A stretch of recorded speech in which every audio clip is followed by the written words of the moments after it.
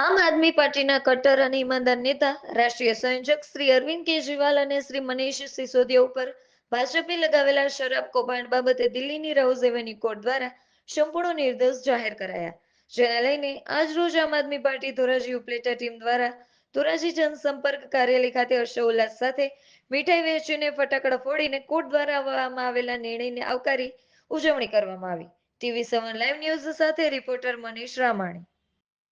મારું નામ ધાર્મિક માથુકિયા છે. આજ રોજ દિલ્હીના અરવિંદ કેજરીવાલજી, મનીષ સિસોદિયાજી અને 23 લોકો પર જે કથિત લીકર સ્કેમનો આરોપ લાગ્યો હતો અને જેમના પર કાર્યવાહી કરીને તેમને જેલમાં ધકેલવામાં આવ્યા હતા, તેમને લઈ અને કોર્ટે આજે એમને નિર્દોષ સાબિત કર્યા છે. આ કોર્ટે નિર્દોષ સાબિત કર્યા છે એનો મતલબ એવો છે કે અરવિંદ કેજરીવાલજી અને એમની સંપૂર્ણ ટીમ કટ્ટર ઈમાનદાર હતા, કટ્ટર ઈમાનદાર છે, કટ્ટર ઈમાનદાર રહેવાના છે.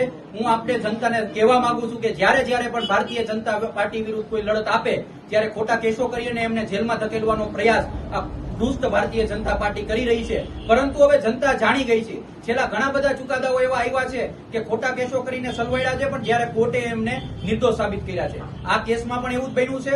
કોર્ટે એમને અરવિંદ કેજરીવાલજી, મનીષ સિસોદિયાજી અને સંપૂર્ણ ટીમને નિર્દોષ સાબિત કર્યા છે, જેમને લઈ અને આજે આમ આદમી પાર્ટીની ધોરાજીની ટીમ અને ઉપલેટાની ટીમ, ધોરાજી વિધાનસભાની સંપૂર્ણ ટીમ દ્વારા અહીં સેલિબ્રેશન કરવામાં આવ્યું છે, ફટાકડાઓ ફોડવામાં આવ્યા છે, મીઠાઈ બાંટવામાં આવી છે અને આવનારા સમયમાં ધોરાજીની જનતાને પણ એક સંદેશો આપવા માંગુ છું કે કટ્ટર ઈમાનદારી પૂર્વક આમ આદમી પાર્ટીની ટીમ તમારી સેવામાં તત્પર રહેવાની છે.